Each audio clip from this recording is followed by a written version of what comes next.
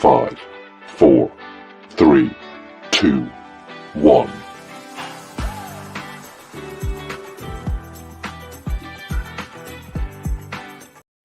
And welcome into another episode of the High Low Sports Podcast. Thank you all for joining us this Wednesday night, or if you're listening to us afterwards as well too on the audio version. It is DJ, joined as always by my co-host Kelcey, and our journey to the draft is coming close to a climax. We are on our final week of division breakdowns and predictions ahead. We got NBA playoffs in a surprising full swing right off the top as well too, and a whole lot to get into, like it's been the last 2 months as well too. The spring showers are still in full effect, and it's almost draft time, baby. It's our favorite time of the year, and it's getting close.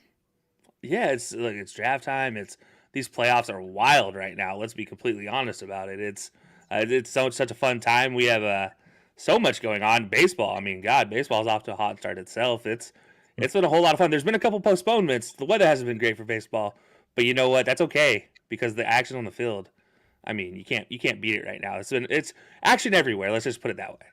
Absolutely, as well too. You know, we're not going to waste any time. We're going to get right into our opening segment, which is aforementionedly known as the tip-off. And the tip-off, of course, brought to you by Dr. Squatch. Smell like a man, feel like a champion. Click the link in our bio. All your wonderful male grooming needs, all in one convenient place for high-quality smells and texture for your skin. And Kelcey, we're in the tip-off, so we got to talk basketball. You mentioned the NBA playoffs are crazy as well too.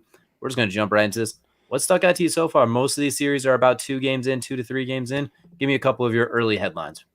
As of right now, the Nets, it's shocking to me. The Nets, they're just as bad as they have been. I mean, I guess I shouldn't say as bad as they have been. We literally did just give the Celtics head coach of the year on the last show, so I shouldn't be like too surprised that the Celtics are doing this well. But it still just feels wrong that the Celtics are doing this well. I think it's the way they're doing it too, is that they're beating them up, honestly. Like they're going into the playoffs. So we talked about this ad nauseum. The Nets don't play defense because they don't have to. You have Kevin Durant and Kyrie Irving. Like you're fine. Bruce Brown, Steve Nash kind of running the show, like, and their pieces around. You're fine. Ben Simmons eventually coming back. Kevin Durant is shooting like 8%. It feels like this series. He scored 27 points with 20 free throw attempts in Game 2 against the Celtics that they lost. He was terrible. Kyrie Irving shot like less than 40%, I believe it wasn't. He still finished with, I think it was 10 points, 4 of 13, something like that, and 8 rebounds. Like he was terrible. They both, ever since Trace McGrady said they are more skilled than LeBron and Dwayne Wade as a duo were, it has not been very good for them as well too. So maybe Trace McGrady jinxed them. I don't know what it is, but for all the skills and the high expectations they set for him, they're getting beat up by a really scrappy Celtics team who, like you mentioned, Ime Udoka is my coach of the year. They were the best team since 2022 started, and they're playing like it right now. Jason Tatum, even on a rough night, is able to put the dagger in them in Game 2 as well, too. Clutch threes, clutch free throws, and he's been big time this series. It's early on. We still haven't even made it back to Brooklyn yet, and Ben Simmons is expected to play. But I agree with you. 2 games in, this is not exactly what even the biggest Boston supporters had in mind. Yeah, I mean, it's crazy just to think about, right? It's just like, all right, well, the Nets, obviously, they haven't had a great season just due to injuries and various other pieces and parts not working out well. But then you get down to it, and I got to go back to I don't know how much we both care about Stephen A. Smith. I know how much we both just don't really at some points. But when he talks basketball, I actually stop and listen. And JJ Redick came on the show today with him, and they were talking about these Nets. And one of those really interesting aspects that goes back to the hiring of Steve Nash was Kyrie Irving then coming out later and saying, well, we don't really need a coach. Well, I'm sorry, but if you watch Game 1, you needed a coach to call a timeout when you faced a double team Kyrie and decided to dribble around and then dish off to KD with 3 seconds left. Like, you need a coach at that point in time. And you see now the Steve Nash effect where he's just not – mentally he's used to having a coach there. He's not mentally used to being the coach in that situation. And it's an aspect that changes things, and he's just not on that coaching hat yet. He hasn't gotten that full development into a coach as of this point in time. But now that has a chance to change. But it's, at the end of the day, I keep going back to that, and they pointed that out many times. JJ Redick did today about that. And I needed to point that out, that it was like, you really start to see it now. He's a coach on the court, but it's kind of hard to be a coach off of the court as well, too. It's a strange change. And honestly, I saw the perfect tweet. It said, Steve Nash coaching. Come on, guys. clap, clap. That's kind of his into everything that you could do. I mean, you can't Don't really Jason tell. Garrett. Don't Jason Garrett Steve Nash. No, he at least said, "Come on, guys, not Jason Garrett's just straight clap, clap, clap, clap, clap." Like he mixes it up a little bit as well too. But I agree with you. You got Ben Simmons coming back. I think that'll help things a lot, if nothing on the defensive end, because that gives you one player who will play defense at least somewhat consistently, and I think it'll make just the ball movement a little bit better as opposed to your turn, my turn, I'm awesome, you're awesome, dribble, shot. Maybe it'll make it. Maybe they won't shoot 4 of 13 in the next game when he comes in. Maybe they could up that to their usual like 8 of 15 type cells. Just a little more efficiency. I think we agree the Nets aren't getting swept. I think when they go back to Brooklyn, I think we can agree they're taking at least one, if not both of them. We feel pretty comfortable saying that. But I'm surprised how they've been beat up early on. That's what really stuck out to me. And Jason Tatum, he was an all-star starter this year with Kevin Durant injured. He's starting to show why he was that guy in there as well too. So that's a good one. The one that really sticks out to me for my headline, I'm looking at the Miami and the Hawks series because that one I thought was going to actually be competitive, but it's probably the least competitive series of this first round. So I know it's a 1 versus a play in 8 seed technically, but going into it, I thought maybe we'd finally see John Collins show up. I thought Trae Young would still do Trae Young things, who led the league in points and assists this year. Thought maybe Clint Capella would get back to randomly dunking on people. They've been getting clobbered. I know the set game 2 was kind of close, and it took Jimmy Butler giving you 45, 5-5 or some absolutely asinine stat like that, and Trae Young going like 1 of 9 or something stupid. But it's a mauling, and I thought the Hawks had a little bit more in them as well too. And while the Heat were my preseason prediction, if this is the Heat we're going to see the rest of the way, they might go on like that 2017 Cavs and Warriors runs where they basically went undefeated to the finals each for the most part. It's crazy. Yeah, Jimmy is back to being Jimmy Buckets right now. He is he's giving you all the Jimmy McBuckets. He's giving you the 20 piece, the 40 piece, whatever you want. He's giving it to you right now. He can open up his own McDonald's. But it has really been the Jimmy show. I ever since that sideline scuffle between Jimmy and Spoelstra and Udonis Haslem, that team has been absolutely dominant. Like, it hasn't been fully dominant, but it has been playing well, very well, night in and night out. And you see Jimmy just like there's a fire under him that he is just. Spoelstra just lit a fire, and he's just like, direct it that way. We're gonna get points. We're gonna have fun, and we're gonna go win. And he did it at the right time. I mean, we always talk about this, like, competitive teams. Some of the best teams in the world have that competitive juice, have those competitive fires. That, yeah, sometimes you will have a scuffle on the sideline or in the locker room. It happens. And, like, you see it now. Like, Spoelstra has directed all of that fire that they all wanted to spit at each other. He's like, all right, go destroy that team out there. Go stop Trae Young, who has been literally giving everybody buckets day in and day out up until he met the Heat. Like, this dude, potentially, honestly, he probably had a conversation for MVP at one point in time in the season, just with the stretch he was on. It was like MVP numbers over a stretch. But you go up against Jimmy Buckets. This team has just been lit on fire. Bam looks really good actually down low finally. We talked about him last playoff. He was afraid. It looked like he was afraid to go down low and be a big guy. Not this year. This year he looks like he's ready to go bang bodies. Like him and Udonis Haslem have been in the workshop, it looks like. Absolutely as well too. And I also want to point out too, like you mentioned that when Spoelstra, Udonis Haslem got into their little kerfuffle is what we will call it. It feels like that could have been a fork in the road or like a red pill, blue pill. You could take one. This can go one of two ways. They chose the right pill. They chose the right fork in the road because that completely flipped everything on its head, and they've been fantastic. Them and the Celtics during that stretch have been absolutely outstanding. And on top of that too, I think at the same time what we're looking forward to is we haven't even seen Victor Oladipo yet either because he's been did not play. So if they are able to work him back into the lineup, I don't know what the issue is. I'm not going to speculate because other people do that. But if he does get back in the lineup, that's a guy who gave you 40 in game number 82 against the Magic. Like they have a guy that can give you 40 easily. That's healthy scratches right now. So that's a dangerous team that they can get coming in. We did talk a little about the East. I want to jump over to the West really quickly, considering the West is considered the stack side.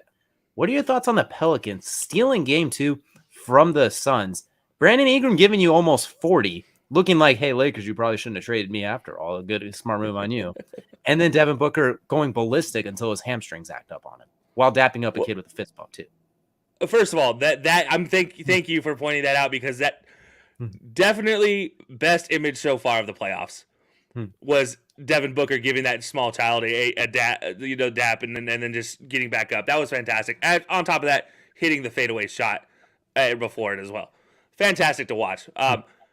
Which also brings me to the point of if you should be worried if you're the Suns. Probably not, because you did lose Devin Booker in that game, but you were already losing at that point in time. So it was just like, it almost felt like the moment Devin Booker checked out with that hamstring, the Suns were like, okay, let's pause, take a deep breath. Let's not lose anybody else this game. And let's go into game 3 ready to go. It felt like a very kind of energy switch off for Chris Paul and this team, who is they did it last year. They know what it takes to get there again. Chris Paul finally knows what it takes to get over that hump and into a finals.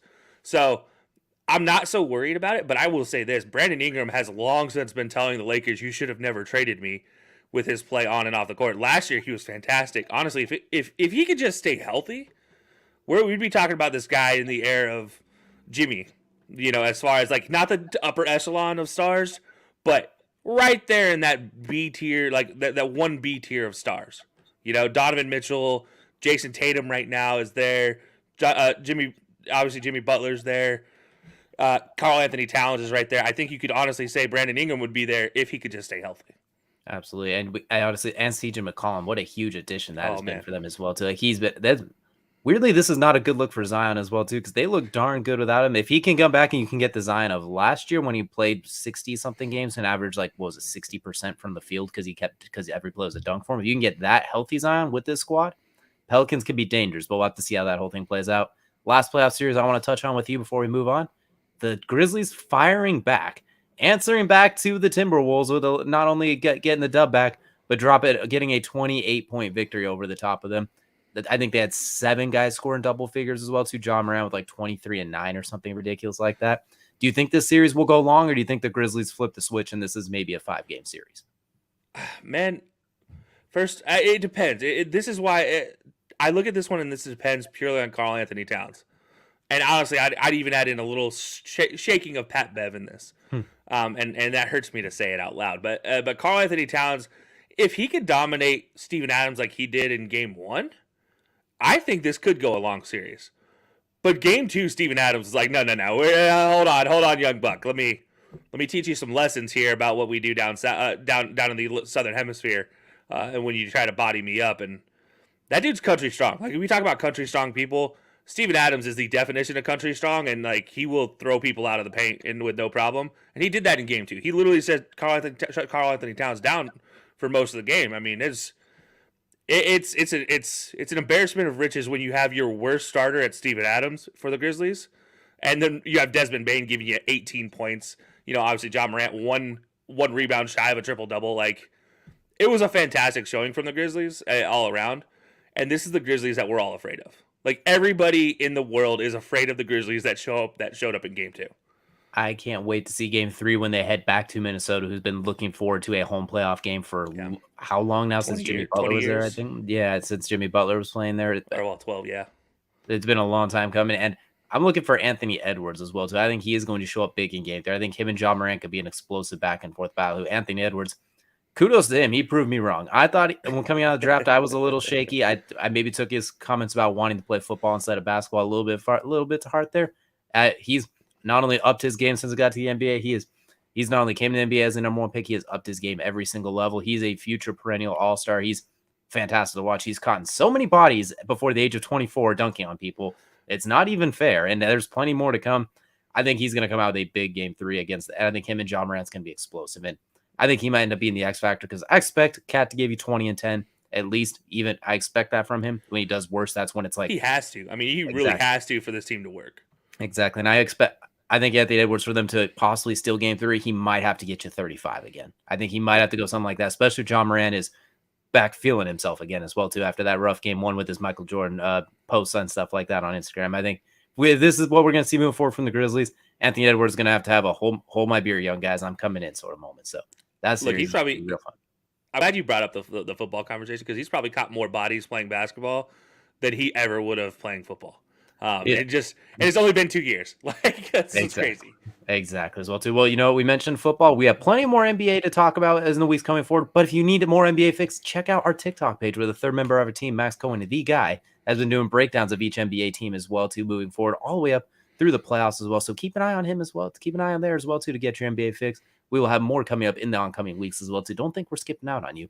But that's going to do it for our NBA stuff here and the tip-off, which is going to move us into Kelcey's second favorite part of every show. That is the main event. The main event, of course, brought to you by Colorcast, the premier audio sports listening app. Go and download it now for your iOS device. Give it a check. Check it out now. You don't want to miss out on the hype train. Kelcey, the journey to the draft continues. Our final week before the big one, before the draft is officially underway. We're talking the East divisions now. We got the AFC East and the NFC East. A whole lot of first-round picks littered throughout this as well, too. So we got a lot to talk about, Kelcey. Where are we going to start? You lead the way. Conduct us through this. Well, I just want to start out and say that, first of all, it's the AFC East and the NFC Least. That's just be completely fair to what these two divisions are built like. You still have the NFC kind of wondering who's going to be the piece de resistance of the trash can in the NFC, and then for the AFC, it's I'm going to pose a very serious question to you before we get going here. If the winner of this division going into next season, do you think they honestly have a case for saying they're the best team in the AFC? Do you think? Only if it's the Bills. Only because I think if the Patriots win that, though, I still think they lack a little bit of the firepower and some of the heavy horses to deal with some of the teams like in the AFC West as well. So I think you can make a case for the AFC West, whoever wins that division a little bit more, but at the same time, whoever wins the AFC East, it's gonna cost a pound of flesh there as well. All right. Well, you know what? You mentioned them, so let's go ahead and get started with them right now. And that's those New England Patriots right here. Obviously, you lose J.C. Jackson in the offseason. But this is a deep cornerback class. So they do add Devante Parker from the in division rivals, Dolphins. I don't know if you can call them rivals anymore. The Dolphins actually seem to beat the Patriots more lately, so I don't know how much rivalry there is anymore. But no, just kidding. There's still a rivalry there. But look, you get an in division rival with Devante Parker coming to Foxborough. Do you think that helps out Mac Jones at all? First of all.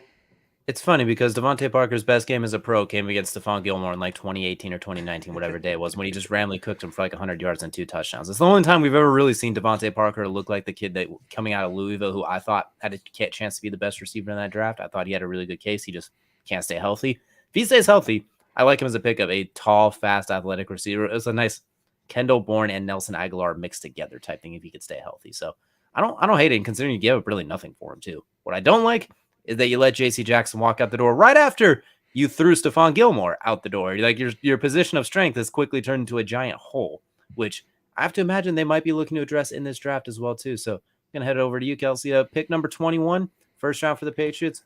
What do you think? What do you think's on their mind? What do you think Bill Belichick's cooking up in his evil magic cauldron? Well, okay, so with the new, we have to play this by ear because now with the news of Debo wanting a trade, the Patriots are rumored to be one of the 5 landing spots for him. Obviously, another team in this division, the Jets, we'll talk about them very soon as well. And then the Colts being probably the top 3, the Patriots, Colts, and Jets being the top 3 favorites for landing Debo. So if you don't package 21 for Debo Samuel here, I do think 21, I think you got to go corner. I look at Andrew Booth. I look at Trent McDuffie. I look at even Roger McCreary being one of those 3 corners going to New England, if they're still there. If they're not, it wouldn't surprise me if you see Gordon, the other safety from Washington, or Kyer Elam going here to New England. I will also add a caveat, though. I think if it's Elam that's available and you don't have Gordon, you don't have the opportunity for the other 3 as well, I do think maybe they look at, like, I don't know, going a linebacker or something weird that the Patriots would do and turn it into some fantastic pick, like, you know, the Bill Belichick thing. But with 54.85, Kyle, with 54.85, I do think you go fill in in positions. Maybe you get a late receiver. Maybe you go get the kid out of Purdue, sitting there at 54. And that's, again, we're talking if you don't get Debo. Because if you get Debo, you're probably packaging your 1, your 2, and the next year's 1 and 2 to go get Debo, if we're being completely fair. So obviously those depend, but that's where I look at it with it. I think you go first pick corner if you still have it. Second pick, you probably fill in with wide receiver or just best available.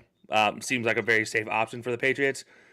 You're basically wanting Mac Jones to get as many weapons as possible, and you can do that in the second and third rounds, like they've always done. This one's fun for me. So I'm going to give you a realistic pick. I'm going to give you an absolute wild pick, and then I'm going to give you an intriguing pick. So we're going to go. This is just for the first round as well, too. So I'll fill in the rest of it afterwards. I'm going to start with the intriguing pick. I'm thinking Jameson Williams if he slides a little bit because of the injury. They don't have speed on that offense anywhere. Damn. That gives you speed in abundance, and a guy who Mac Jones could stretch the field with. He could throw a slant and he could take it 70 almost too easily. It doesn't make any sense how easy it is. We know Mac Jones works well with speed like Jalen Waddle and stuff like that. He doesn't have a rocket arm, but he puts the ball in a good position where fast guys can run really fast with the ball in his hands. Mac Jones showed he's a starting quarterback in the league. I think at this point you can build around him and not be scared you're wasting resources when you need a quarterback. I think that's always a fear with young quarterbacks. He's proved he belongs. The realistic one, I'm agreeing with you. I like Kyle Gordon for them. I think Trent McDuffie is going to be gone. If Trent McDuffie is there, I think Bill Belichick runs the cartoon. Trent McDuffie is the best nickel corner in the draft by far. He could be he's Charles Woodson-esque in how he could also play safety, nickel corner, outside corner.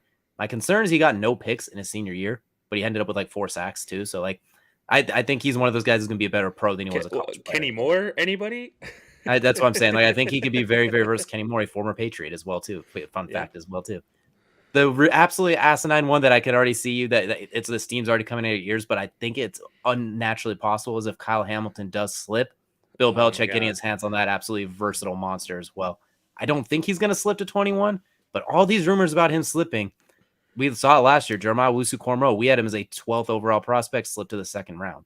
We saw guys like Trayvon Merrick, a top 15 prospect, slip to the second round as well. Guys weirdly slip. Could you imagine if Kyle Hamilton's sitting there, what's going to be going through Bill Belichick's mind at 21? Like, are we joking? Am I being punked right now? Like, you're telling me a 6'4" safety with a really good football IQ and underrated and solid range who likes to thump people's available? Yes. I think that's not just thump people, but with great ball skills as well.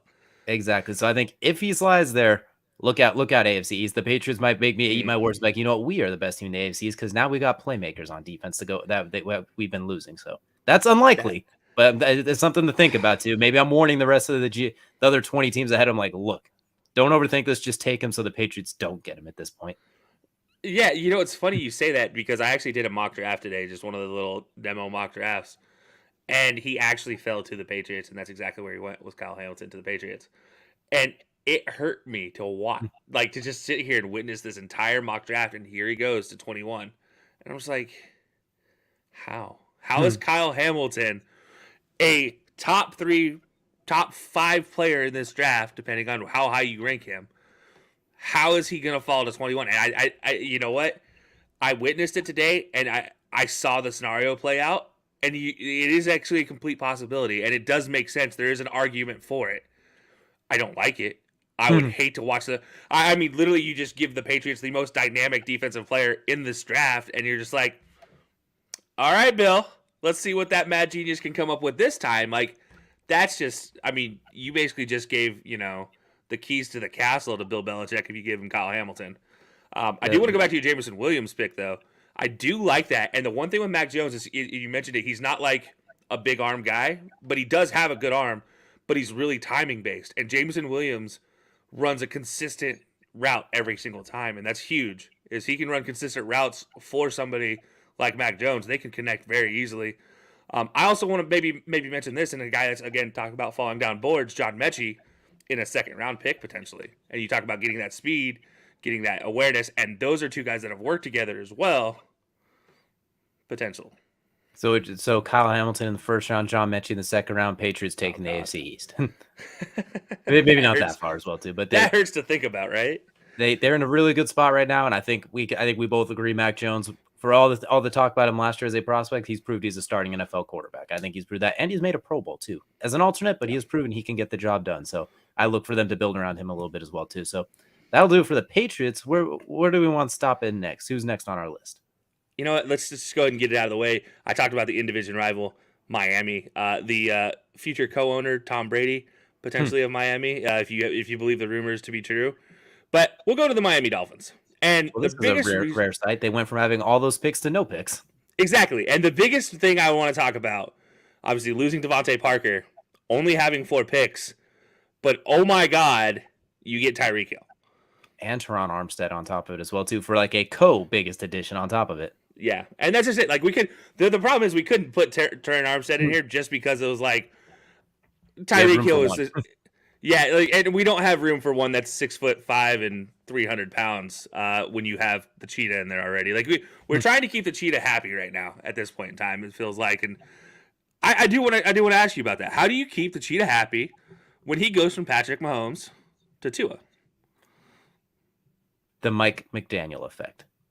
We're going to see him hand the ball to Tyreek Hill and treat him like he's Deebo Samuel, but like 18% of that because Tyreek Hill's not 6'2", 230. But I think they're going to do a lot of bubble screens with him and Jalen Waddle. I think it's going to be a lot of quick like fade routes, if that makes sense, not bomb routes, because Tua does throw a good fade route, like the 1-2-3, lob it up and let him run underneath it, put the air under the ball, as opposed to like a 35-yard hole shot that Justin Herbert throws off his back foot while doing a 360. Like I think they're in play to Tua's strengths. He loves throwing those quick slants. I think we're going to see a lot of run after the catch. Tyreek Hill, Jalen Waddle, Mike Gesicki. I think they don't need a lot of picks, honestly, to be. This is all really dependent on, does everyone stay healthy? Teron Armstead and crew, and can he stay staying healthy, and can Tua take that next little bit of step? Like he doesn't have to do a lot in this offense. He has a playmakers galore. He just has to.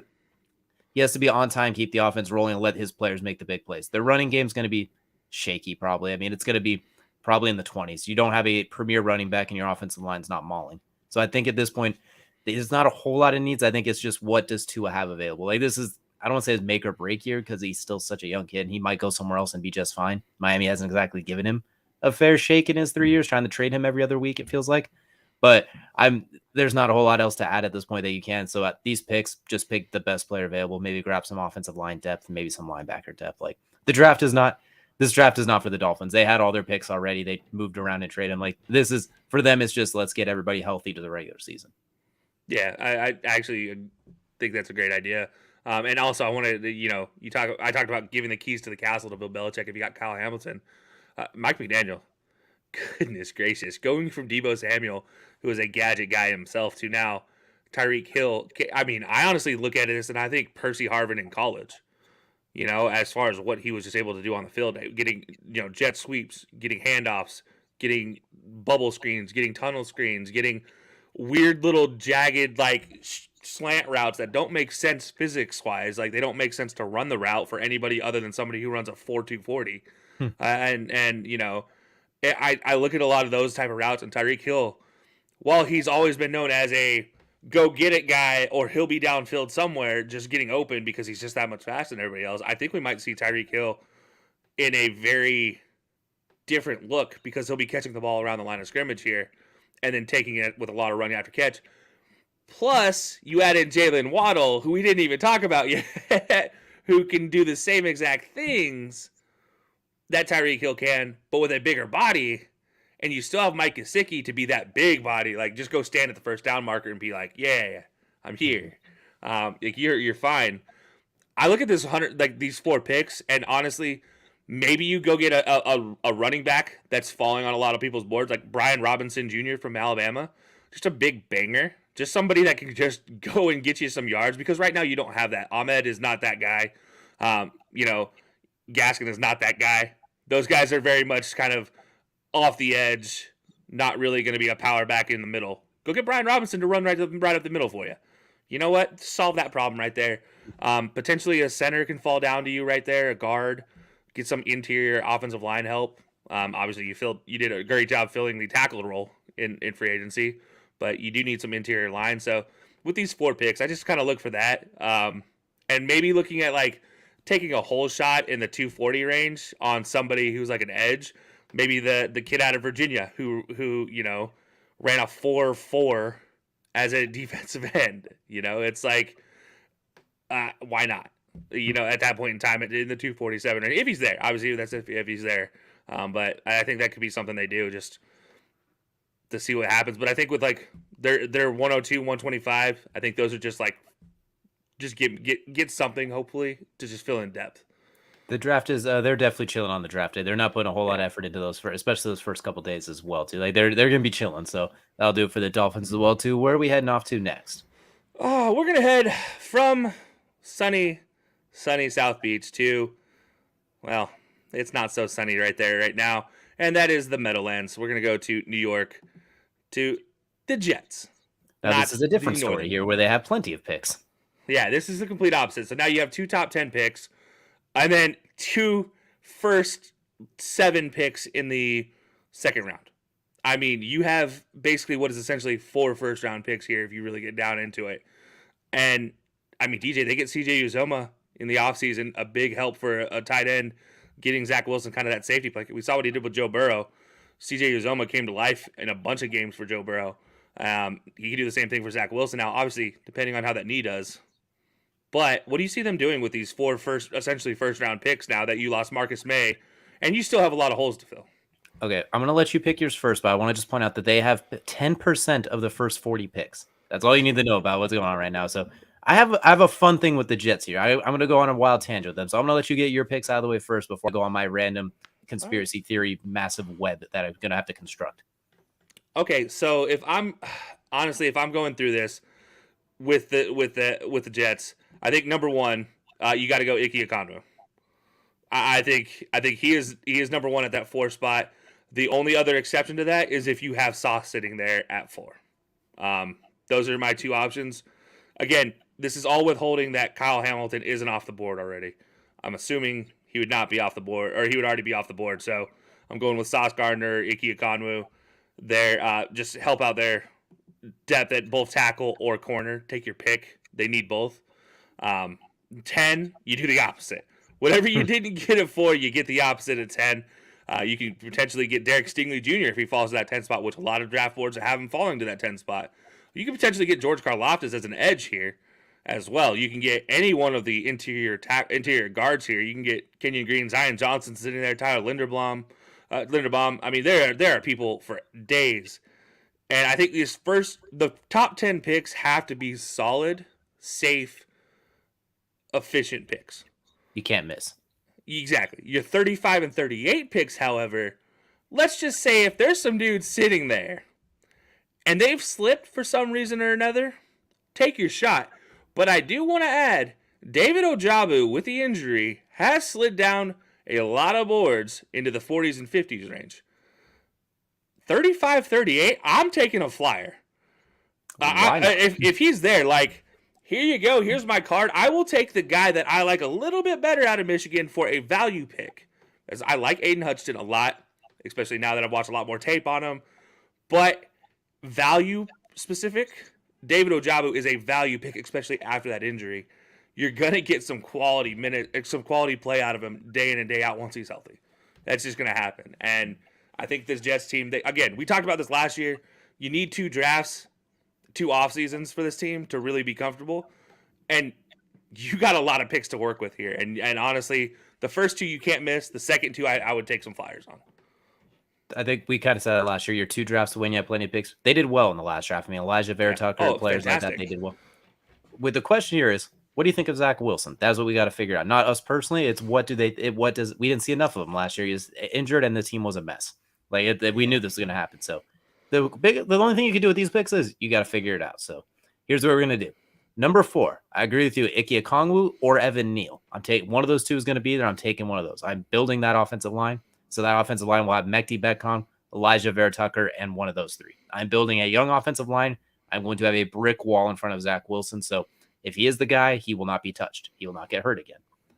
Pick number 38. I am looking on the defensive side. I'm looking for a corner, just somebody that maybe a Kyle Gordon slips there, a Roger McCreary, just like something to bolster that secondary when you have to deal with Josh Allen in the division, that sort of thing as well too. Picks 10 and 35 are getting packaged in a deal along with a second-round pick next year, and they're going to get Deebo Samuel. They are sending those because if Deebo was on the block, you can't get a better trade option than having pick number 10, the Niners with no first-round pick, now ending up in the top 10 after trading for Trey Lance last year, and ending up with 35 on top of it as well, too. So you're virtually getting 2 first-round picks, maybe throwing like a third next year, or like you swap thirds or something like that, too, just to whatever you need to kind of bounce out since Tyreek Hill went for, what was it, 5 picks or something ridiculous like that? Yeah, five picks, yeah.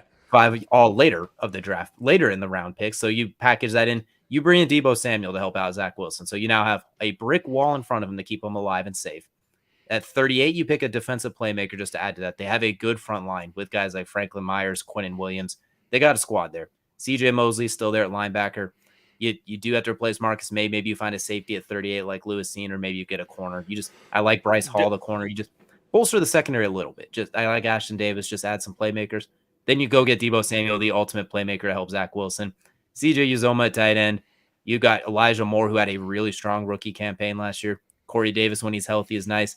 Denzel Mims, he's a guy. Maybe he finally flourishes. We'll see. But then you get Deebo Samuel, who I know he's technically a wide back, but he doesn't want to play wide back. But you could make him maybe more receiver back. You could throw screens to him. He gives you a versatile weapon to really prove what we can get with Zach Wilson. I think if they do those things, there's some relationship to Robert Saleh in there as well, and that's just worth mentioning. Absolutely, that was good. I was working my way there, but if you do this, my bad, didn't mean to take your thunder. If they do exactly what I said here, my prediction is the Jets make the playoffs next year. If they do that, you have to get Ike Okongwu, you get Deebo Samuel, and you still draft a defensive playmaker who has a first-round type grade, like a Kyle Gordon, a Roger McCreary, a Trent McDuffie, something like that. A guy that slips the 38, like JOK did last year. And this is, of course, contingent. Everyone has to stay healthy. Obviously, everyone has to stay healthy because you have defensive playmakers with a defensive coach. You have a young, talented quarterback. We know he's got talent. The question is how much he had showed a lot of flashes last year when he was healthy. He's got weapons, and now he's got a brick wall in front of him that you can't touch him with. And you got a young running back too in Carter that was really showed some flashes too. Man, I'm a little stunned right now. I wasn't expecting. They have to do exactly what I say though. If they don't do exactly what I say, all bets are off. But they have to do that. You have to we'll go through it one last time because I'll be shorter with the rest of them. Kongwu or Evan Neal. I will even settle for Tyler Linderbaum, but I think I want one of those two tackles to complement Becton and Elijah Vera Tucker. You get at 38, you get a defensive playmaker in the secondary. Picks 10 and 35, and maybe a pick next year. Bring in Deebo Samuel for you, and everybody stays healthy. The biggest thing is everyone's got to stay healthy, obviously. I say this, they do all that, then Zach Wilson gets out in week 1. So then all bets are off. But my point is Zach Wilson will make that jump from first year to second year. Like if there's a most improved player in the NFL, he would make that jump if they do all these things. So you don't trust Joe Flacco? It's not that I don't trust Joe Flacco. It's that I'm really banking on you build around Zach Wilson because I think he's good. I think he's talented. The question is, you have to build around him. I don't think he's going to elevate everybody, but if you give him weapons, he will rise to them and maybe even a little bit better, if that makes sense. In a good situation, he will be great. In a bad situation, he might not quite be good. So if you give him a good situation, look out. That's how it worked. Look out. No, that's fair. That's fair. It's interesting. It's a whole lot of fire coming there, but it's interesting enough, and it makes a lot of sense. So right, I've spent enough time. I sound like Fireman Ed. Let's go ahead and move on to the Bills. I took up way too much time with that. All right. Well, fair enough. You said it yourself. We're heading to the Bills. Von Miller, biggest addition, biggest loss. I mean, honestly, I'd probably say actually Brian Dabble, but we're going to go with Cole Beasley in this case because why not? He has to get a shot somewhere, right? Yeah, exactly. You have one first-round pick, 25. Then you have a 57. You have 89. Then it's a bunch of later 5th, 6th-round picks. So, DJ, you're the Buffalo Bills. You're a really good team. You got really good in the offseason. What do you do with 25 and 57?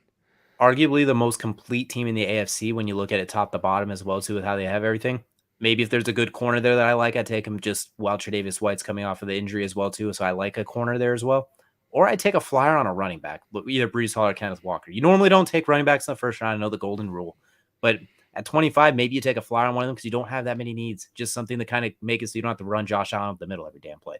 So those are the two things I'm looking at, and the rest of it, just filling with depth pieces. This team is absolutely loaded if they stay healthy. Like I said, the Jets make the playoffs. I did not say they win the division because I think it's going to the Bills, barring a dramatic injury, or if the Patriots pull off some Houdini stuff.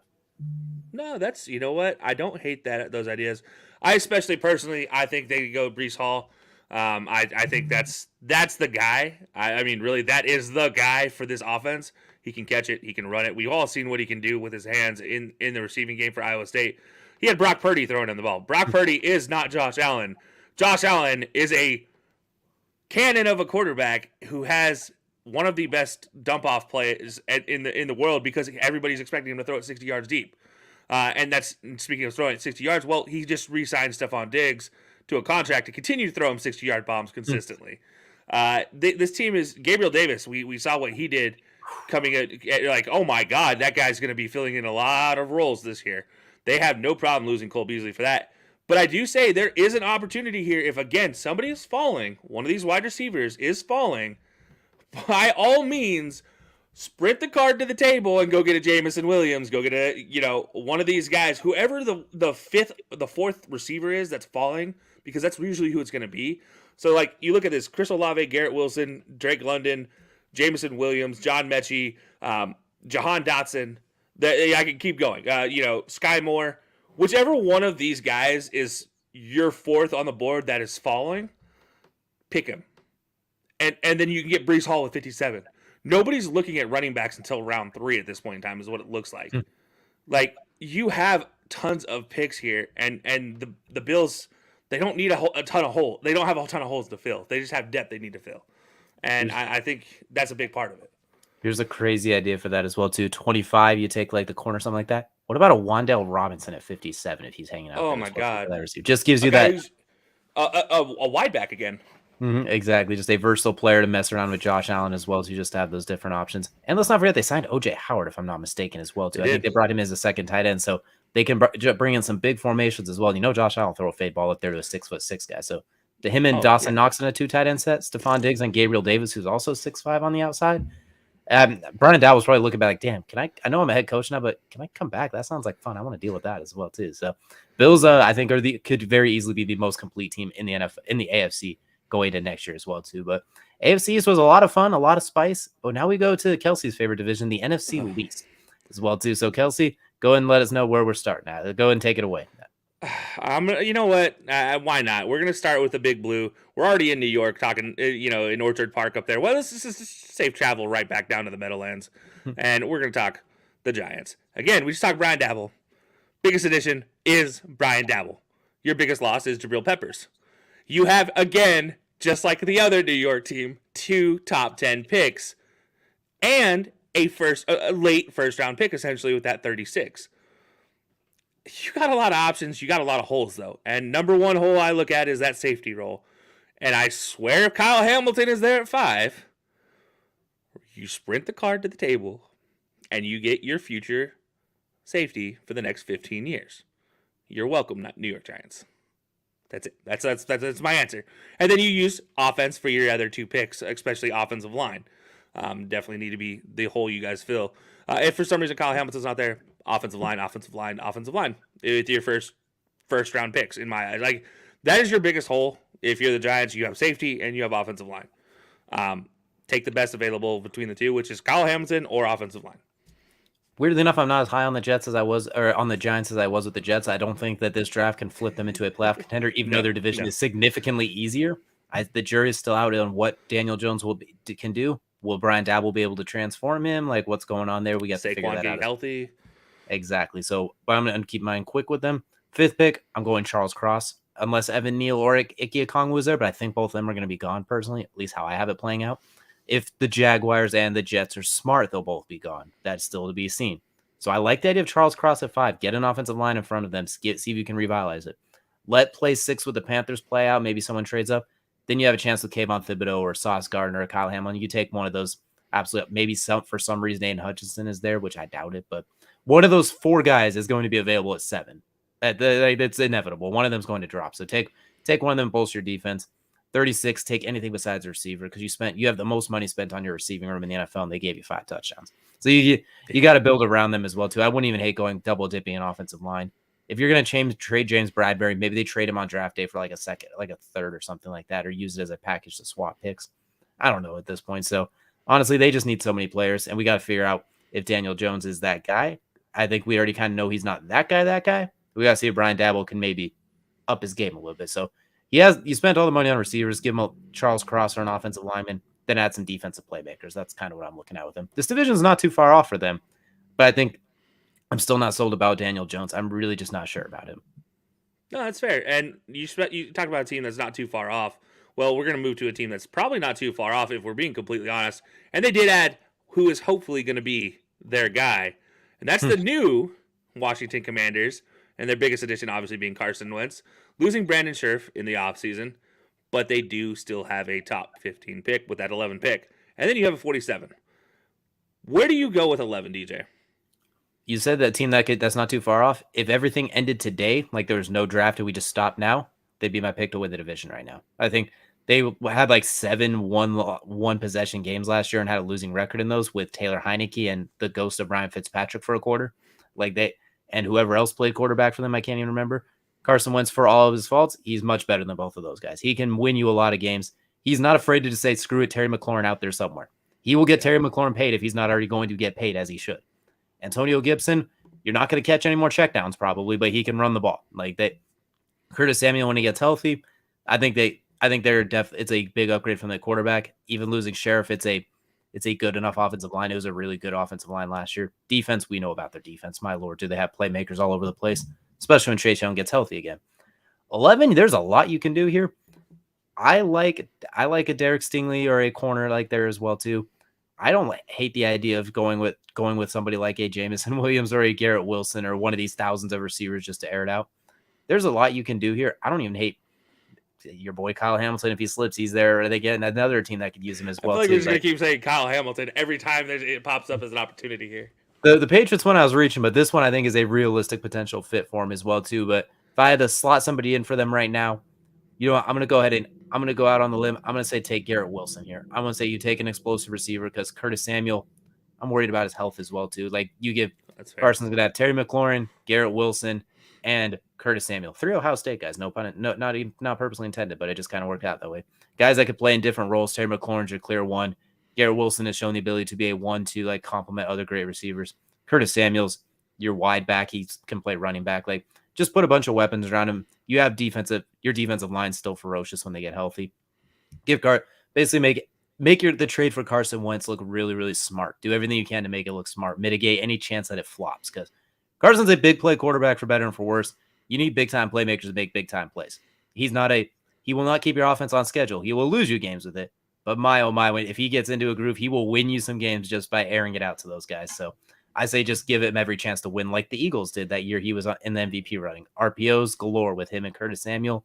Garrett Wilson, go all in if you will. Like take charge as the new Commanders.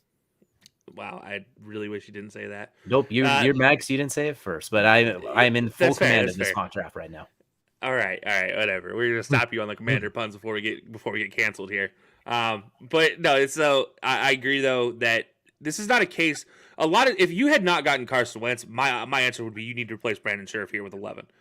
But here's the thing: Carson Wentz with a great offensive line has already proven it doesn't matter. Like him having a good that ball to throw it 50 yards, no matter who's in front of him. He needs somebody who's going to get open. He does not need an offensive line to protect him. He just needs somebody who he knows will get open, and he'll just throw it to him. He doesn't care. He's just going to put it where they're going to get open at. And so you talk about Terry McLaurin wanting a contract. Terry McLaurin is going to get his contract under Carson Wentz. Curtis Samuel, we're going to find out if he gets healthy what he can really do with a quality deep ball quarterback. But I think you're right. I think you do go the offensive weapon here. And I do think your 47th pick, I would not be surprised if you guys are the guys to go get Trey McBride at this point in time in the Commanders. Get a tight end that helps out Carson Wentz as well because he does not hate throwing to tight ends in the red zone. He loves it. And, it's something that you're not going to reach for a tight end at 11. But at 47, you can get Trey McBride, and you feel pretty comfortable about that. 11, just get this is going to be interesting to say. But like the Ravens are just go get the best available players, the Commanders need to go get the best available offensive playmaker at 11. And I think that the exception to that is quarterback. Don't go get a quarterback. I also don't hate the idea of Drake London. Just get a big body guy to throw up those fade routes too if he's there available. I have a high grade on Drake London, so I think he's going to be gone by then personally. If I'm in charge, I guess. But I don't hate the idea of Drake London going opposite Terry McLaurin and Curtis Samuel in the slot as well too. Just to, when in doubt, just throw it up there somewhere as well too. And he loved Michael Pittman, so Drake London and Michael Pittman very similar in those two. But that'll take us to we're gonna go to Texas for this one, to Jerry's World and Dallas and DJ Dante Fowler Jr., the biggest addition for the Cowboys. And if you're wondering who that is, don't worry. It's okay. Biggest loss though. Yeah, obviously Amari. You lost Amari Cooper and you lost Randy Gregory on top of it as well too. Like it's kind of a mess in Big D right now trying to figure out they're supposedly in that Deebo Samuel sweepstakes as well too. So we'll see how that plays out. And looking at you got pick 24, picks 56. Like they're not exactly prime picks. Oh, and they're lucky number 88. Lucky number 88 as well too. I do like Dante Fowler though. He had some good time with the Jaguars and with the Rams a little bit. He's just you need like DeMarcus franchise tag DeMarcus Lawrence on the other side of him as well too, or you need Micah Parsons to build off of last year's season. Like you have playmakers for Dallas. It's a terrible division, but I just don't trust them. Like I don't know what is like they won 12 games last year and it was like the worst 12 games ever. It felt like as well too. Like it felt like they just beat the NFC East twice because every time they faced somebody else, it was really shaky. So I don't know what to think about them. What I do know is you lost a premier number 1 receiver when you threw him the ball. You need to kind of replace that spot. Your offensive line is getting old and shaky and injured. And you lost Lyle Collins and Connor Williams. Exactly. And then Zach Martin is still a premier guard when he's healthy. Tyron Smith is still really good when he's not holding or injured as well too. Like there's still, I honestly don't hate the idea of pick 24 just trying to build that offensive line. It can just continue to build up. I really like Jarrett Patterson, the center from Notre Dame. I think he will be here. You need to replace the ghost of Travis Frederick as well too. They have not been able to fix that as much since he's been gone, understandably so. So I don't hate the idea of just starting. You paid Dak you already gave Dak a stake in Jerry's world at this point, how much money you paid him as well. You got rid of Amari for nothing to try basically to hammer home that Dak is your guy, that he doesn't even need Amari Cooper. Well, just put something in front of him then. If Zeke's going to just continue to decline, maybe with a great offensive line, he can turn back the clock a little bit. So they do their best after they pick offensive line, as weird as that feels. Like, remember when they drafted Zach Martin the next year, Tony Romo led him to 12-4, it felt like. Then they drafted Zeke and Dak and got the offensive line healthy and then started winning again. So maybe try and rebuild that offensive line magic a little bit. I like a Jarrett Patterson or a Tyler Linderbaum if he slips as well, too. Yeah, I'm glad you mentioned Tyler Linderbaum. If he slipped, again, talk about a guy who slips down boards that you just need to rush a card about. Tyler Linderbaum, number 1 center in the draft. Go get that man if he's available. I also look at Trevor Penning out of UNI if he's sitting there. Potentially if he's sitting there, I'm sprinting the card. If he gets past those teens with the Chargers, the Saints, and all those, I'm handing the ball to CD and having him juke everybody in the crowd to get there. Yeah, I mean, this one's just simple. Just go get offensive line. Everything else, on paper, everything else looks pretty good. 56 can be a corner. Your corners probably do need some backing there, just some depth. But realistically, you just need bodies and you need offensive linemen at this point in time. So you can look at the best available offensive linemen there, whether it's Linderbaum, Trevor Penning, or Bernard Ryman, maybe. Go get them as potential right tackle in that mix there. So I don't know. I don't like the Cowboys mortgaging their future for Zeke. That also bothers me a lot. Obviously, Dak. Okay, fine, pay the man, whatever. I don't care. Just get him some protection because we don't need a repeat of 2 years ago. I think we kind of saw last year as well, too. Dak, when things are going well, he can perform well, but I don't think he's quite like the Josh Allen, or I don't think he very rarely is going to take that weird, like, echelons immortal type step, or like Joe Burrow. Like, those guys, he's still a very good Pro Bowl quarterback you can win with. I just don't think he can mask all of your flaws, if that makes sense. Yeah, and the biggest part of that is he lost one of his greatest abilities, which was his threat to run. You can still see very clearly he is not comfortable running the ball. And, you talk about quarterbacks who they're not the biggest threats to run, but they keep teams true by rushing, like Joe Burrow being the number 1 person. I look at that, like, Joe Burrow's not going to beat you for 100 yards rushing the ball. But if you go man up 40 yards deep and you're only rushing 3 people, he will go take what yards are given. And if you keep giving it to him, he will have 100 yards rushing. Dak Prescott used to be that guy, but you didn't see any of it last year. Like, literally, it was just abysmal when he had an opportunity to rush out of the pocket. He just didn't look comfortable. So I don't know if that's something that's going to be long-term, but that is something you got to look at with Dak that you're maybe a little bit worried about, which offensive line should help protect him at that case. But we'll see. But that'll take us. Oh, go ahead. My bad. And on top of it, too, the decline of Zeke has taken away one of his best attributes, which is his ball handling and ball faking ability. The ability to stick the ball in and pull it out off play action as well, too, and to read off of that. He's a really weirdly good play action quarterback, as weird as that is to say, because you'd think everybody is, but they're not. Some quarterbacks thrive off of it, and he really does, too. And, well, that's dead now. That's dead until Zeke's able to turn back the clock a bit. That is one of those underappreciated assets that he brings to the table. Alex Smith was a fantastic guy handling the ball. Why he's able to sneak out of the pocket so many times for just end arounds that were just naked bootlegs that he took to the house. So, exactly, Dak Prescott, we're gonna head to, if you could learn anything. Exactly. Well, that's going to take us to our final team for this journey to the draft, and a team that had 3 first-round picks at one point, but decided to trade one away to have multiple picks next year because they just can't have too many of them. We got the Philadelphia Eagles. Biggest loss, probably Rodney McLeod is what we decided to go with the safety. Biggest addition, pass rusher, Hassan Reddick, who had quite the season last year as well. You got picks 15, 18, and 51 as your first few. Definitely first round heavy, and you got 2 first round picks coming up next year after trading with the Saints. So, Kelcey, I'll go ahead and start with you. Eagles picks 15 and 18. Where are they looking right now? Number one wide receiver. Whichever wide receiver is there, whatever one is number one on your board, and that's there, you go get them. That's what you go get at 15.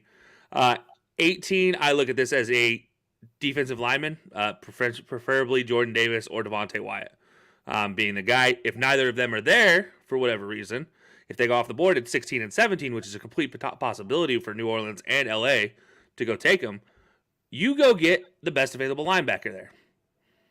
That could possibly be there. And that could be a very good pickup for him. I do think that's something that they need to look at.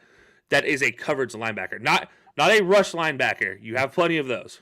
Get a coverage linebacker, and you'll be fine. But really, I look at that 15 pick. You got to go get a receiver. That's number one on your list. Jalen Reagor is not the guy you thought he was. Would it be out of line for me to say if Kyle Hamilton slips, take him here again? Can I just keep hammering this train home as well too? But I'm agreeing with you. Pick number 15. Get somebody to go with Davonte Smith. Give Jalen Hurts, give him a chance. Last year, you were the leading rushing team in the league. Just Davonte Smith showed he can be a number one receiver in the NFL, even with an 80-pound elbow brace. Quez Watkins is a fun deep threat type of guy who can get loose, but you need to get in the end zone once, even from 98 yards away. But you got to get somebody to go with him. They got to get somebody else to complement those guys as well too on the outside. Drake London would be great here, but I think he's going to be long gone. I like a guy who Devonte Smith gets open, he runs clean routes. I don't hate the idea of getting somebody who can maybe kind of just run away from people. Like, I like Christian Watson here at 15 or 18. I know a lot of people, I think he's climbed up a lot of boards. I think is a height, weight, speed guy because Chris Olave is better, but I don't think he's too similar to Devonte Smith. And I don't think that's going to help them. I want a guy I want a physically imposing type of receiver, if that makes sense. So maybe a Christian Watson at 18. Then at 15, you take maybe Jordan Davis to stick him next to Fletcher Cox for a year. Let him learn from Fletcher Cox and make Fletcher Cox's job easier when you have Jordan Davis next to you for a year. Let's see what you can work with that. Or even, I don't mind Nakobe Dean, somebody to captain that defense as well, too. So 15, I like the idea of defense playmaker. 18 is where I like to take my shot at a receiver. Maybe even Treylon Burks, honestly, as well, too. I think just those big-bodied receivers to help out with Jalen Hurts. Give him a big target radius, if that makes sense. That where you can just kind of throw it in his vicinity and he'll find it. Yeah, no, that's definitely. Look, you got to give him.